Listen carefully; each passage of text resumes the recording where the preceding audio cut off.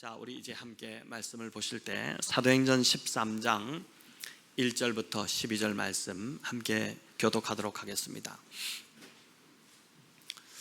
네, 사도행전 13장 1절 제가 먼저 읽겠습니다. 안디옥 교회에 선지자들과 교사들이 있으니 곧 바나바와 니게르라 하는 시므온과 구레네 사람 루기오와 분봉왕 헤롯의 젖동생 마나엔과 및 사울이라.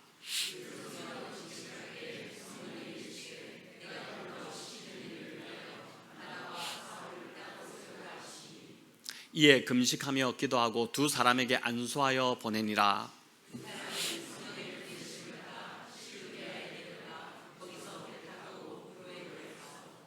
살라미에 이르러 하나님의 말씀을 유대인의 여러 회당에서 전할 때 요한을 수행원으로 두었더라.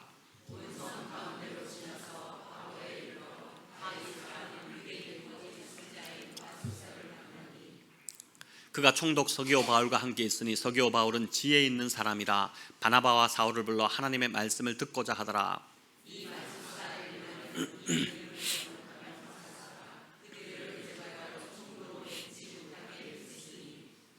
바울이라고 하는 사울이 성령이 충만하여 그를 주목하고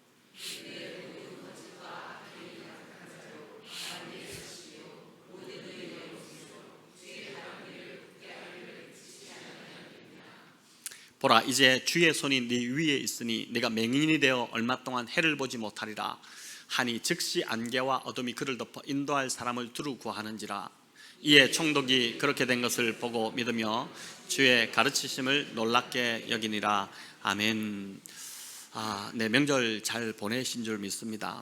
오늘 또 주일을 맞아서 지금 사도행전 연속 강의를 하고 있는데 오늘은 13장 오늘 주어진 본문을 가지고 교회가 머물러야 할 자리라는 제목으로 말씀을 살펴보고자 합니다. 사도행전은 여러 차례 제가 말씀드렸지만 예루살렘에서 시작된 복음이 땅끝까지 퍼져나가는 그 과정을 보여주고 있습니다. 오순절 마가다락방에 성령이 임하심으로 초대 예루살렘 교회가 시작되었고 이후에 예루살렘 교회가 부흥일했지만은 그러나 스데반의 박해로 인해 성도들이 더 이상 예루살렘에 머물 수 없게 되자 흩어지게 되는 일이 일어나게 됩니다. 이로 인해서 예상치 않았던 예기치 않게 복음이 예루살렘을 넘어서 사마리아와 또 유대 땅으로 퍼져나가게 되고 이어서 이제 땅 끝으로 열방으로 이방 땅으로 전해지게 되는 그 내용을 우리가 지금 살펴보았는데 그 중에 특별히 11장의 안디옥에서 교회가 세워지는 이야기를 다루었습니다. 자, 안디옥이 어디 있는지 지도를 한번 보여주시면 좋겠습니다. 네, 안디옥 지도를 한번 보여주시기 바랍니다. 지도가 너무 작은 거를 제가 준비한 것 같아요. 여러분 보시면 지중해 파란색 이제 바다고 지중해 오른쪽이 지금 이제 그 팔레스타인 이스라엘 땅인데 수리아도 보이고 밑에 예루살렘이 보이죠. 빨간색 제일 밑에쯤 거기서 이제 쭉 올라가다 보면은 이제 터키 오늘날 남쪽 끝에 있는 안디옥이 이제 보일 겁니다. 자, 이 안디옥 옆이 이제 실루기아라는 곳인데 여러분 이 실루기아가 바울과 바나바가 1차 전도여행을 시작하면서 이 실루기아 항구에서 배를 타고 이 구브로라는 섬으로 건너갔습니다. 지도를 보면 여러분 가까워 보이지만 금방 갈 것 같지만 여기가 이제 100길로 210km 정도 된다고 합니다. 직선거리로 가면 한 110km 정도 되는데 100길을 따라서 돌아가다 보니까 한 210km 정도. 여기 방아머리에서 배를 타면 어디쯤이 거리인지는 잘 모르겠지만은 참 꽤 먼 거리입니다. 여러분 이 지도에서 보듯이 안디옥은 오늘날 터키 남부에 속해 있고 이제 안타키아라는 도시입니다. 1세기 당시 로마에서 세 번째로 그 로마 통치하는 세계에서 세 번째로 큰 도시였습니다. 안디옥 교회가 이제 좀 없애주셔도 되는데 안디옥 교회가 역사적 의미가 있는 이유는 이방 땅에 세워진 최초의 교회였다. 이방 땅에 최초로 세워진 교회였다는 것이 참 큰 의미가 있습니다. 우리나라 최초의 교회가 이제 서울에 있는 정동제일교회, 서울 정동제일교회로 알려져 있습니다. 미국 감리교 목사였던 그 아펜젤러 목사님이 정동에 마련한 작은 한옥에서 예배를 드리고 세례를 주기 시작한 것이 정동제일교회의 시작이었습니다. 뭐든지 최초가 의미가 있고 중요하듯이 안디옥 교회도 이방 땅에 세워진 최초의 교회라는 상징적 의미를 지니고 있습니다. 그런데 안디옥 교회가 더 유명한 또 하나의 이유가 있는데, 이방인 교회로서 최초로 이방인들에게 선교사를 파송한 교회였다는 것입니다. 선교사, 당시 선교사를 파송한, 예루살렘 교회에서도 이제 물론 흩어지면서 복음이 전해졌지만은 이방 땅에 세워진 이방인 교회로서, 그것도 이방인들을 위한 선교사를 최초로 파송한 교회, 그 교회가 바로 안디옥 교회였습니다. 그래서 이 말은 이제 복음이 본격적으로 유대인이 아니라 이방인들을 통해 이방인에게로 전해지고 있다는 것을 보여주고 있습니다. 자, 그럼 안디옥 교회가 어떻게 최초로 이방인들에게 선교사를 파송하게 되었을까? 여러분 1절부터 3절에 그 내용이 기록되어 있는데, 우리 1절을 먼저 한번 같이 읽어보도록 하겠습니다. 같이 읽을까요?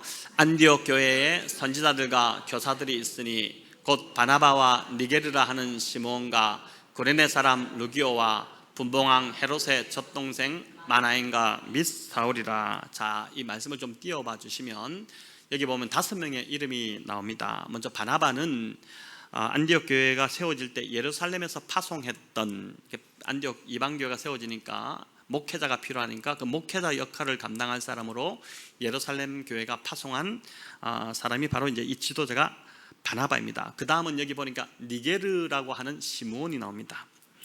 여러분, 니게르라는 이 단어는 검다라는 뜻입니다. 영어의 니그로가 여기서 나왔습니다. 요즘은 흑인에 대한 경멸어로 사용되기 때문에 미국 같은 곳에서 이제 이 니그로라는 말을 함부로 썼다면 큰일 납니다. 근데 이제 이것을 근데 재밌는 것은 이 시몬이라는 이름 앞에 니게르라는 걸 붙인 거 볼 때 이 사람은 아마도 이제 피부가 검은 아프리카 출신이었을 것으로 봅니다. 그런데 이름이 유대식 이름인 시몬입니다. 자, 이를 볼 때 이 사람은 일찍이 유대교로 개종을 했었는데 이후 그리스도인이 된 것으로 그렇게 이제 봅니다. 자, 세 번째 언급되는 사람은 구레네 사람 루기오라고 되어 있습니다. 여러분, 예수님이 십자가를 지고 골고다를 올라가실 때 이제 넘어지셨을 때 대신 십자가를 지게 한 사람, 그 사람도 바로 이제 구레네 사람 시몬이었지 않습니까? 구레네가 어디냐면 오늘날 북아프리카에 위치한 리비아라는 나라입니다. 그렇기 때문에 이 사람도 아마 흑인이었을 것으로 그렇게 봅니다. 네 번째로 언급되는 인물은 마나엔입니다. 분봉왕 헤롯의 젖동생이라고 되어 있습니다. 이 헤롯은 누구냐면은 헤롯 안티파스로 봅니다. 세례요한을 참수했던 아주 잔인한 인물입니다. 젖동생은 유모가 낳은 자식을 말하는 것이죠. 그렇게 어릴 때부터 이 헤롯과 함께 헤롯의 왕궁에서 자랐던 자라고 볼 수 있습니다. 즉 마나엔은 유대의 귀족 상류층 출신이라는 뜻입니다. 자, 마지막 인물은 사도행전의 주역이 될 사울입니다. 여러분, 이 사울이 이후에 이름이 바울로 바뀌게 되죠. 사울은 이제 유대식 이름이고 바울은 헬라식 이름입니다. 영어로 이제 이 바울을 폴이라고 이렇게 부릅니다. 그가 이제 예수님을 만나고 이제 회개하고 거듭나서, 그래서 사울이 이제 큰 자라는 뜻을 가지고 있지만은 나는 큰 자가 아니라 나는 이제 작은 자입니다. 이렇게 이제 했다고 해석하기도 하지만은 더 정확한 것은 그가 이방 선교의 주역이 되어야 하기 때문에 유대식 이름을 갖고 간 것이 아니라 헬라식 이름을 가지고 간 겁니다. 그게 이제 바울이라는 뜻인데 작은 자라는 뜻이죠. 우리도 이제 서구권으로 선교사님들이 나갈 때 그곳 이름, 영어권에 가면 영어 이름으로 이제 이름을 하나씩 가지고 있듯이 그렇게 이제 이방 선교를 위해서 사울이 선택한 이름, 이게 이제 바울이라는 이름입니다. 사울은 안디옥과 가까운 그 다소에서 태어났고 어릴 때부터 예루살렘으로 조기 유학을 떠나와서 당시 최고의 학파라고 불리던 가말리엘 학파, 가말리엘 문화에서 율법을 배웠던 사람입니다.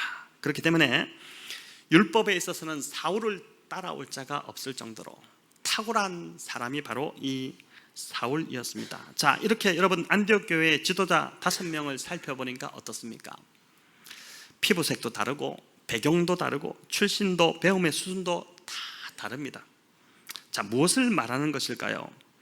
안디옥 교회는, 이 이방 교회 안디옥 교회는 출신 성분이 다 다른 사람들이 모여서 함께 조화를 이루어낸 교회라는 것을 말해주는 것입니다.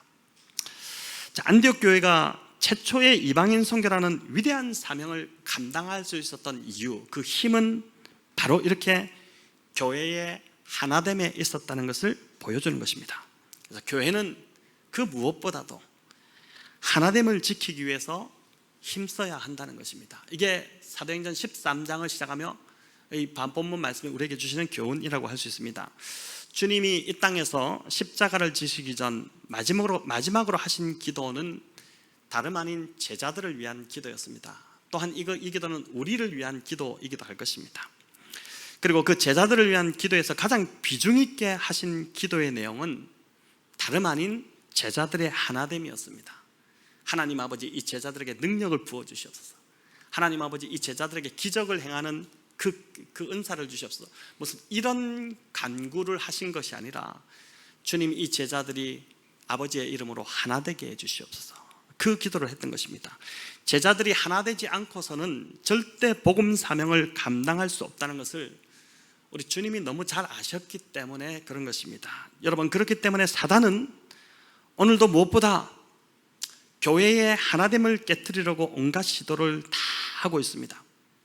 서로의 차이를 인정하지 못하게 만들고 다름을 틀림으로 인식하도록 계속해서 부추기고 무엇을 하든 내가 옳고 내가 맞고 저 사람은 뭘 모른다, 틀렸다는 생각을 계속 우리 안에 집어넣음으로 상대를 비방하고 깎아내리도록 하는 것입니다.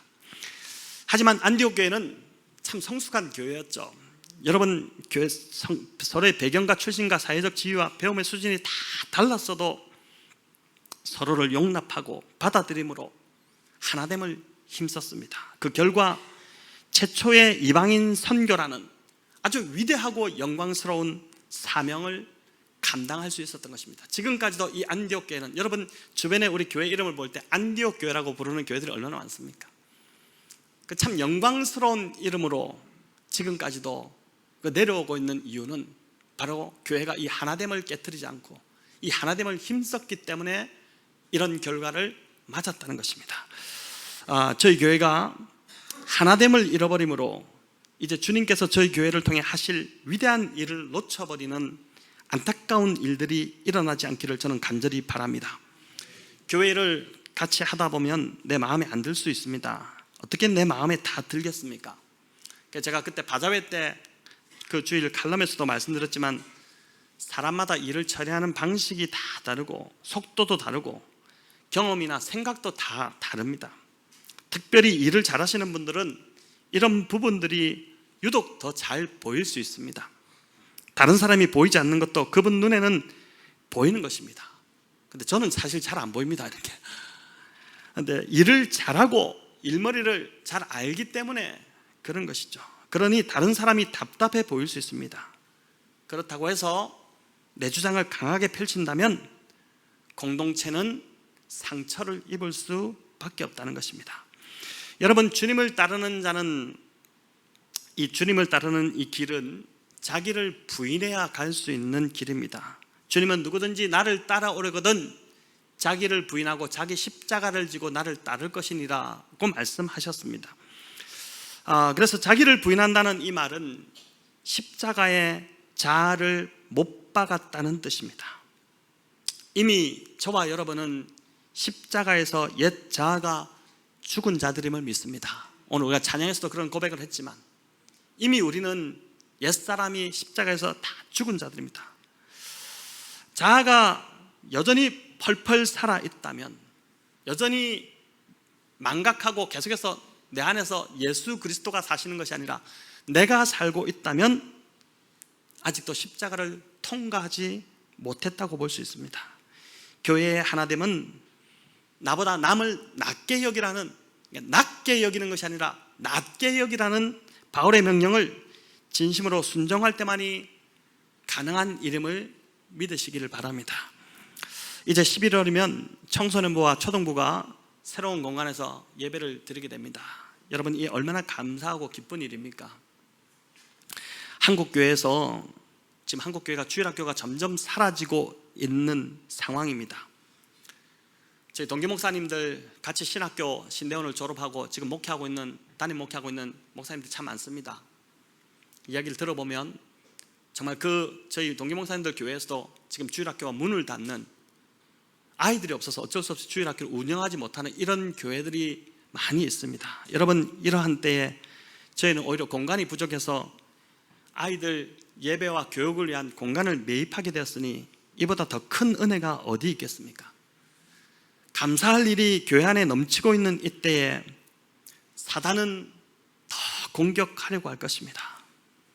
그래서 서로를 미워하기보다 사실 이게 사람이 아니라 그 뒤에 역사는 어둠의 영이지 않습니까?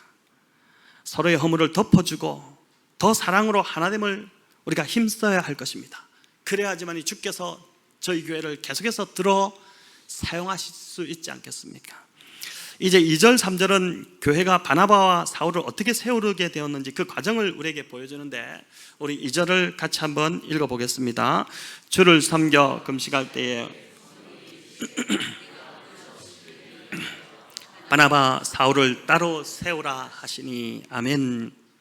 자, 이 5명의 지도자들이 자기들 안에서 스스로 선교의 비전을 정하지 않았다는 것을 여러분 주목할 필요가 있습니다. 그들 머릿속에 선교를 어떤 방식으로 하겠다거나 또는 어떤 나라로 보내겠다거나 또는 누구를 선교사로 보내겠다는 아이디어가 전혀 없었습니다. 아니, 선교를 하겠다는 생각 자체가 어쩌면 없었을 수도 있습니다. 단지 그들이 한 일은 여기 2절에 나오듯이 주를 섬겨 금식한 것이 전부입니다.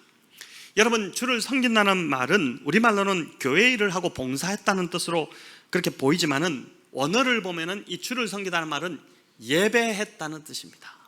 주를 섬겼다, 예배했다, 주를 예배했다 이런 뜻입니다. 그러니까 아바드라는 이제 히브리어를 이제 사용할 수 있는데, 섬기다, 일하다, 이게 이제 결국은 예배하다는 뜻, 주를 예배했다는 뜻입니다. 하나님께 열심히 예배드리고 또 금식하고 있다 보니 어느 날 성령께서 이방 선교를 위해 안디옥 교회에 바나바와 사울을 따로 세우라고 말씀하신 것입니다. 역사적인 이방 선교의 문이 다름 아닌 예배하고 금식하고 기도하는 자리에서 열렸다는 것은 교회가 무엇을 우선적으로 추구해야 하는지를 잘 보여준다고 할 수 있습니다. 여러분, 그렇지 않습니까? 오늘 설교 제목이 교회가 머물러야 할 자리인데, 교회가 진짜 머물러야 할 자리가 어디인지를 오늘 이 본문, 이들의 이 지도자들의 어떤 모습에서 보여주는 것이죠. 저희 백원영동교회의 앞으로의 비전도 바로 다른 자리가 아니라 예배의 자리, 금식의 자리, 기도의 자리에서 부어주실 줄을 믿습니다. 어느 교회가 이런 걸 하니 부흥한다더라, 또 이것 한번 해보자, 또 요즘은 트렌드가 이런 트렌드가 대세라더라, 또 이것도 한번 교회에 도입해보자, 이렇게 교회를 끌어가서는 안 된다는 것이죠.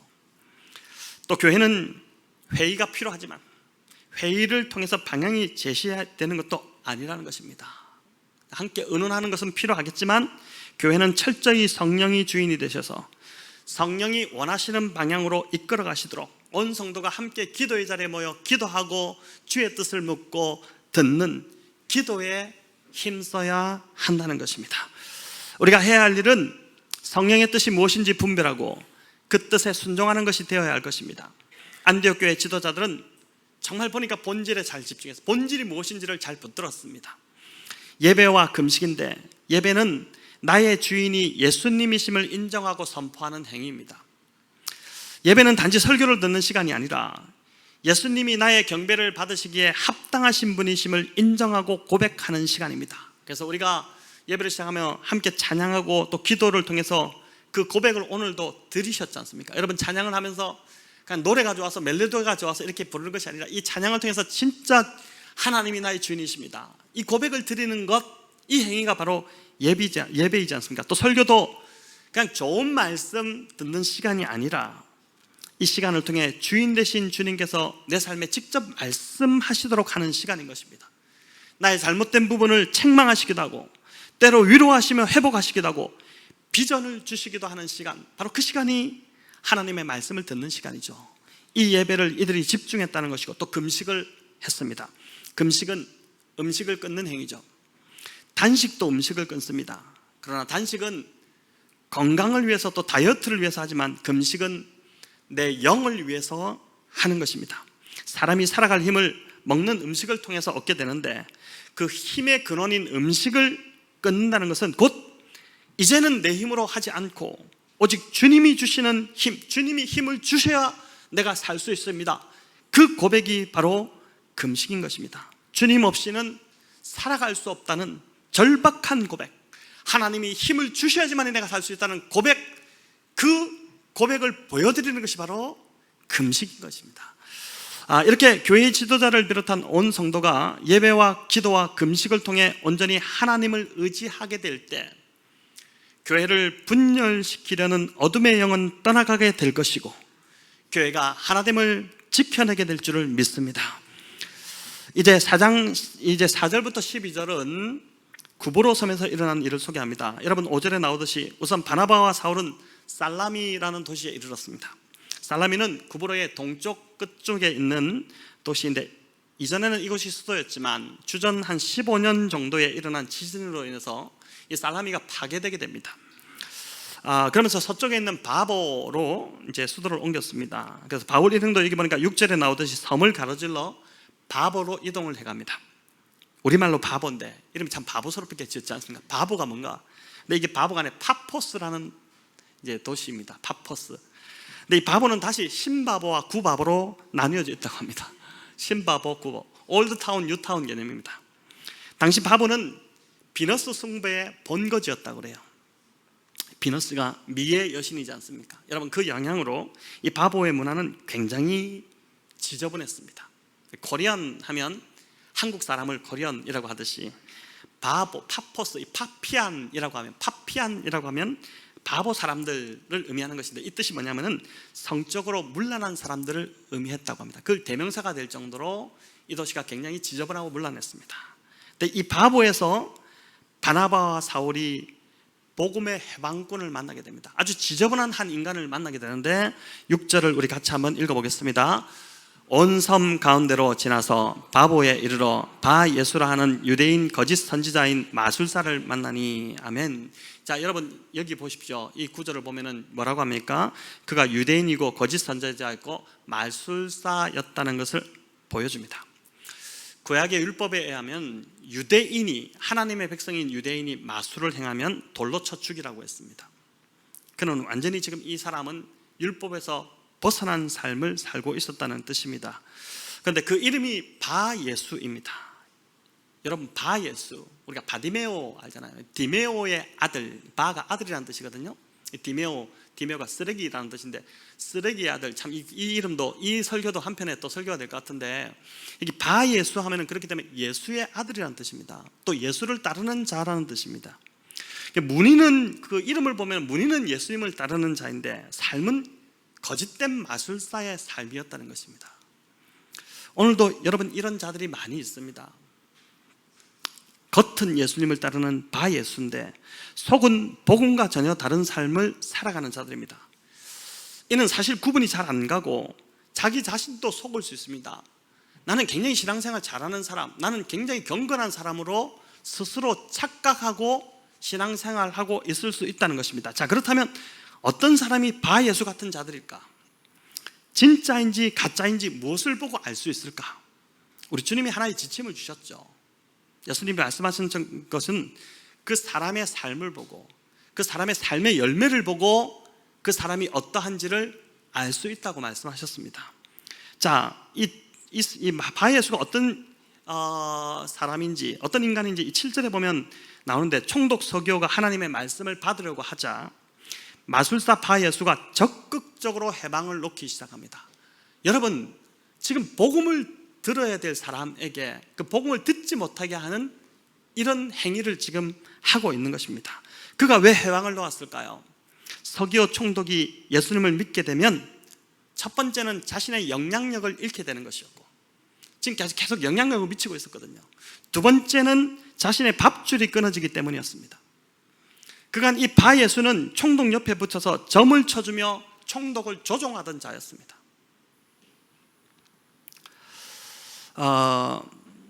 이제 마치 정치인들이 유명한 무당을 찾고 또 사업하는 자들이 용하다는 점집을 찾아가듯이 이 서기오 총독이 바예수를 그렇게 의지한 것입니다. 그런데 지금 복음을 듣고 총독의 눈이, 그 영적인 눈이 열리게 되면 더 이상 자신을 찾지 않게 될 터이니 밥줄이 끊기게 된 것이고 자기의 영향력을 다 잃어버리게 생긴 것입니다. 결국 이 바예수는 이름은 예수를 따르는 자이지만 그의 삶의 목적은 돈이었고 명예였다는 것을 그 사실이 여실히 드러나 버렸습니다. 그의 인생은 돈에 매여 있고 명예에 매여 있고 돈이 전부였던 인생인 것입니다.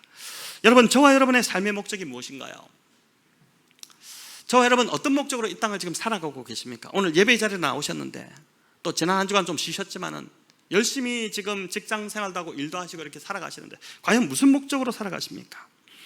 하나님 나라와 영혼 구원은 크게 관심이 없고 오로지 경제적으로 노후가 보장되고 질병이 없이 살아가는 것이 목적이신가요? 예수님을 통해 얻고자 하는 것이 결국 무병장수이고 안락하고 평안한 삶이 전부라면, 그것이 전부라면 그건 예수님을 믿는 것이 아니라 예수님을 이용하는 것에 불과하다는 것입니다. 예수님을 믿는 것이 아닌 예수님은 그저 나에게 복을 주는 수단 정도로만 여기지 않는다는 것입니다. 여러분, 우리의 삶이 예수님을 믿어도 점점 더 메말라가는 이유가 있다면 어쩌면 이렇게 가짜와 진짜 사이를 계속해서 오가고 있기 때문이 아닐까 하는 생각을 해볼 필요가 있습니다. 열왕기상 18장에 보면 갈멜산에서 엘리야가 이제 바알 선지자 450명 또 아세라 선지자 400명 이 850대 1과 영적 대결을 벌이게 됩니다. 누가 진짜 신인지, 바알이 신인지 여호와 하나님이 진짜 참신인지를 보여주겠다는 것입니다. 이스라엘 백성들이 큰 구경거리가 났습니다. 백성을 다 모으라 하니까 또 다 모여서 야, 너무 신난다, 재밌는 일이 벌어질 것이다, 그렇게 몰려드는데 그 군중들을 향해서 엘리야가 한마디를 던지죠. 이렇게 말합니다. 열왕기상 18장 21절인데 우리 같이 한번 읽어보겠습니다. 엘리야가 모든 백성에게 가까이 나아가 이르되 너희가 어느 때까지 둘 사이에서 머뭇머뭇하려느냐?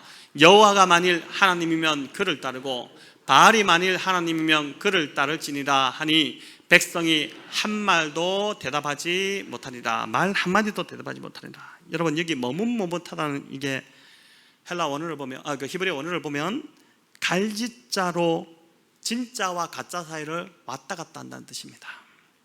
하나님도 포기하지 못하고, 하나님 포기하면 벌 받을 것 같으니까 포기하지 못하고, 세상은 더 포기하지 못하는 그런 상태입니다. 그러니 평안이 없고 심지를 한 곳에 내려야지 평안이 있는데 이쪽 갔다 저쪽 갔다 이러고 있으니 어떻게 평안이 있겠습니까? 한쪽을 분명히 정해야지 평안이 임하는데 양쪽 사이에서 왔다 갔다 하고 있으니까 평안이 없고 그 삶은 더 메말라가게 되는 것입니다. 이 백성들이 왜 한마디도 대답하지 못했을까요? 자신들의 문제의 그 전곡을 엘리야가 찔렀기 때문입니다. 말씀을 통해 하나님을 알아가고 하나님과 교제하기를 힘쓰고 하나님의 뜻을 행하는 것, 교회 공동체를 섬기고 세우는 것, 영혼을 정말 돌아보고 또 복음을 전하는 것이 삶의 우선순위가 된다면 여러분, 우리의 삶은 정말 많이 달라지기 시작할 것입니다. 풍성한 기쁨이 우리 안에 회복되기 시작할 것입니다. 저는 보니까 저희 교회 안에 이미 이러한 삶을 시작하신 분들이 있습니다. 그러니까 정말 하나님을 섬기는 자의 삶이 갈수록 단순해집니다. 복잡하지 않아요. 하나님을 섬기고 영혼을 섬기고 교회를 섬기는 사람들의 삶은, 또 하나님을 알아가기에 힘쓰는 사람들은 분명한 방향이 정해졌기 때문에 격가지들을 자꾸 쳐내잖아요. 필요하지 않는 장가지들을 다 쳐내니까 본질만 남게 되거든요. 그것만 딱 집중하니까 삶이 굉장히 단순해져요. 사람도 평안이 있고 여유가 있고. 그러나 여러 욕심들이 많은 사람, 여전히 주님을 쫓으면서도 또 돈을 쫓고 명예를 쫓고 엉뚱한 것을 쫓는 사람들은 장가지가 너무 많다 보니 바람잘 날이 없어요. 그런 것이지 않습니까? 우리의 삶이 지금 그렇지 않을까요? 근데 저는 이미 저희 교회 안에서 이런 결단을 하고 신앙이 무엇인지를 바르게 깨닫고 그리고 이런 삶을 시작하고 삶의 변화가 일어나고 있는 분들이 계셔서 저도 목회에 큰 힘을 얻고 있는 것입니다. 여러분, 디즈니 속의 복음이라는 참 책에 이런 이야기가 실려 있습니다. 한번 띄워봐 주시면 제가 읽어보겠습니다. 어느 사람이 원본 지폐와 100% 동일한 위조 지폐를 만들었습니다. 절대로 발각되지 않을 것이라고 자신했는데 끝내 발각되어 경찰 조사를 받게 되었습니다. 지폐를 위조한 사람이 수사관에게 묻습니다. 어떻게 제 위조 지폐를 식별하게 되었나요? 저는 완벽하게 위조지폐를 만들었다고 생각하는데 수사관이 대답해 줍니다. 예, 당신은 정말 완벽한 위조지폐를 만들었습니다. 원본과 정말 동일합니다. 그런데 문제는 그 원본이 위조지폐였다는 것입니다. 원본이 아닌 위조지폐를 위조해서 발각된 것입니다. 여러분, 이 이야기를 어떻게 봤습니까? 저는 이 이야기를 읽다가 매우 충격을 받았습니다. 우리도 복음이 아닌 것을 마치 복음인 줄 알고 철석같이 평생을 붙들고 그렇게 신앙생활해 왔을 수 있다는 것입니다. 가짜인데 그 가짜가 진짜인 줄 알고 붙들었던 것입니다. 여러분, 지금 내가 생각하고 있는 신앙, 나는 신앙이 이런 것이다 라고 확신하고 교회에서 열심을 내고 있지만 사실 위조 지폐를 위조하는 데 열심을 내고 있는 것밖에 되지 않는다면 여러분, 우리의 삶이 얼마나 비극적인 인생이 되겠습니까? 내가 생각하고 추구하는 신앙, 내가 그렇게 지금 열심을 내고 있는 그 신앙이 과연 진짜인지 여러분 돌아보셔야 됩니다. 그렇지 않다면 나중에 끝에 가서 이를 갈고 슬피 오는 일들이 그 일이 나의 일이 되는 비극을 맞게 될 수도 있는 것입니다. 여러분, 그래서 진짜 복음은 그리스도의 인격적 열매가 맺히는 것으로 분별이 될 수 있습니다. 예수님 닮은 성품, 예수님의 성품이 나의 인격이 되는, 오늘 기도 중에서도 그런 표현을 하셨지만은 그것으로 분별이 될 수 있는 것입니다. 오래 참고 온유하고 모든 사람과 화평하고 따뜻하고 사람을 율법적으로 판단하고 비판하고 올가매기보다 그 사람을 굉장히 자유롭게 하고 또 상대를 불쌍히 여기고 성내지 않고 모든 것을 참고 다 참아주고, 사랑장애만 해도 고린도서 13장 사랑장애만 해도 가장 많이 반복되는 게 참는 것입니다. 여러분, 참아야 돼요. 참아야 그게 사랑을 이룰 수 있습니다. 또 자비를 베푸는 그런 열매가 맺히는 그 열매, 삶의 열매가 맺히는 것, 그게 바로 진짜 복음을 추구하는 자의 삶이라고 할 수 있는 것입니다. 반면 이 마술사 바예수는 여러분 전혀 그렇지 않은 인물이었습니다. 9절과 10절을 우리 같이 한번 읽어보겠습니다. 바울이라고 하는 사울이 성령이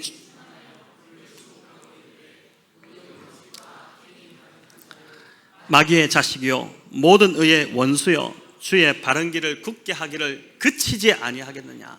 아멘. 여러분, 이 얼마나 혹독한 평가입니까? 저는 사실 두려웠습니다. 제가 이렇지 않을까, 제가 이 모습이 아닐까, 이 말씀을 준비하면서 굉장히 두려움이 있었습니다. 여러분, 바울 서신을 다 찾아봐도 바울이 이처럼 한 사람에 대해서 이처럼 강하게 비난하고 대응한 적은 없습니다. 조용히 불러내어 이야기할 수 있지 않겠습니까? 달랠 수도 있는데 바울은 지금 타협하지 않고 직격탄을 날려버립니다. 왜 그럴까요? 이 사람이 문제가 아니라 이 사람 뒤에 있는 그 어둠의 영인 사탄을 향한 대적을 하고 있기 때문에 그런 것입니다. 가만두면 복음을 방해하고 교회가 세워지는 것을 회방 놓을 것이기 때문에 바울이 작정하고 아주 무서울 정도로 강력하게 지금 대처하는 것입니다. 교회가 걸려있기 때문입니다. 주님이 핏값 주고 세우신 그 교회가 걸려있기 때문인 것입니다. 모든 거짓과 악행이 가득하고 마귀의 자식이다. 여러분, 이 말을 어떻게 함부로 할 수 있겠습니까? 어떤 사람을 향해서 당신 마귀의 자식이다 이렇게 어떻게 말할 수 있겠어요? 근데 지금 바울이 그 사람을 향해서 그 말을 지금 쏟아내고 있는 것입니다. 얼마나 두려운 말입니까? 또 모든 의의 원수라고 합니다. 이게 제가 무슨 뜻인가 해서 주석을 찾아보니까 한번 보여주시면, 모든 의의 원수, 이게 바예수가 하나님의 일을 방해하고 불의하고 악한 일들을 하라고 사람들을 부추기는 것을 모든 의의 원수라고 되어 있습니다. 사람을 부추겨서 부정적인 말을 하게 하고, 사람을 부추겨서 하나님의 일을 방해하고 불의한 일을 하라고 부추기는 것, 이 모든 것들이, 나도 모르게 행하는 이 모든 것들이 의의 원수, 모든 의의 원수가 된다고 지금 여기 말씀이, 바울이 우리에게 말씀해 주고 있지 않습니까? 성도라면 성도가 선한 일을 하도록 격려해야 됩니다. 고린도 교회처럼 당을 짓고 팔을 나누고 서로를 비방하게 하는 일은 모든 의의 원수가 된다는 것입니다.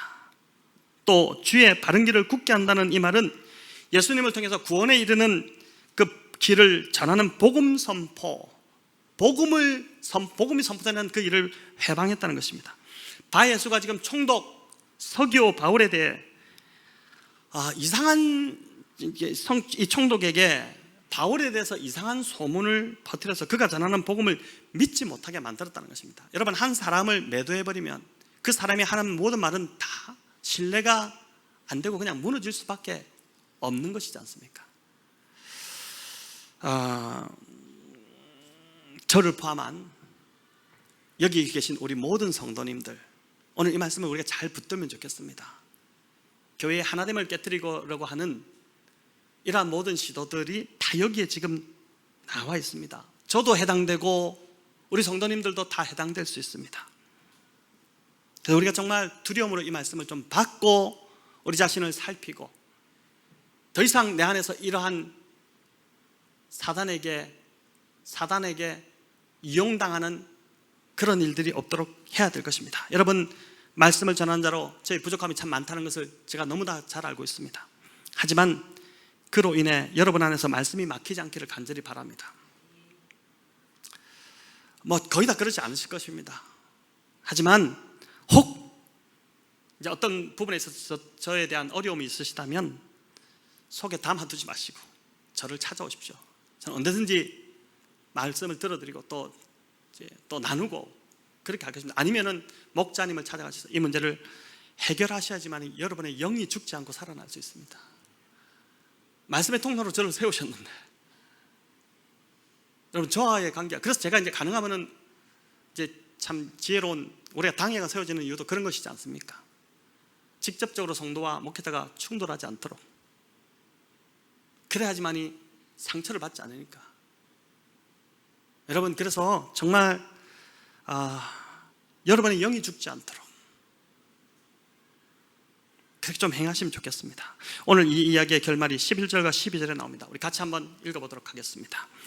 보라, 이제 주의 손이 내 위에 있으니 네가 맹인이 되어 얼마 동안 해를 보지 못하리라 하니 즉시 안개와 어둠이 그를 덮어 인도할 사람을 두루 구하는지라.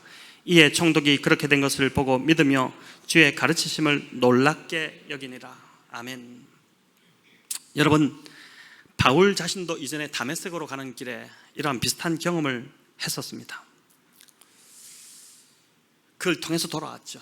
바울은 돌아왔지 않습니까? 이 바예수도 어떻게 보면 하나님께서 지금 마지막 기회를 주시는 것입니다. 바울처럼 회개하고 돌이킨다면 오히려 더 나은 축복된 삶으로 그의 삶이 돌이킬 것입니다. 하지만 여전히 회개하지 않고 고집을 부린다면 그는 계속해서 안개와 짙은 어둠에 휩싸인 비극적인 삶을 살아갈 수밖에 없을 것입니다.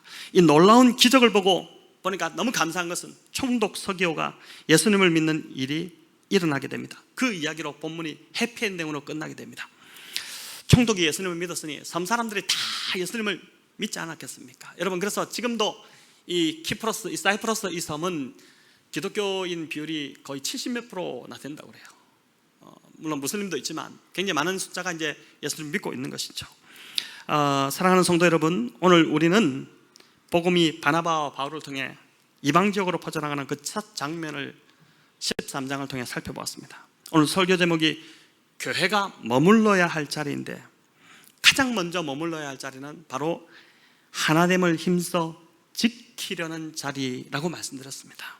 교회가 하나 되어야 그 다음으로 하나님이 비전을 열어가시게 되는 것입니다.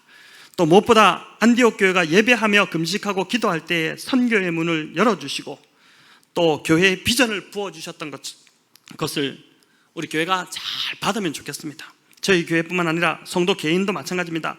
하나님께서 한 사람의 앞길을 여시고 비전을 주시는 것은 다름 아니라 하나님을 주인으로 인정하고 예배하는 자리, 금식하며 기도하는 그 자리에서 열린다는 것을 꼭 기억하시면 좋겠습니다. 다들 참 살기 어려운 때라고 합니다. 앞길이 잘 보이지 않는다고 합니다. 정말 그런 것 같아요. 정말 막막하고 내일을 알 수 없는 그 시대를 저희가 지금 살아가고 있습니다. 하지만 우리가 예배와 기도의 자리에 머물기를 힘쓴다면 그 자리에서 반드시 내 인생의 해법과 또 교회의 해법을 주께서 부어주실 줄을 믿습니다. 그분이 내 삶의 주인 되시며 내 인생의 계획자가 되시기 때문에, 내 인생의 모든 계획이 그분의 손에 있기 때문입니다. 예배와 기도의 자리에서 안디옥 교회가 이방 선교의 문이 열렸던 것처럼 저와 여러분 또한 예배의 자리, 기도의 자리에서 교회와 개인의 삶의 문제가 해결되고 비전이 열리는 축복이 임하기를 우리 주님의 이름으로 축원합니다.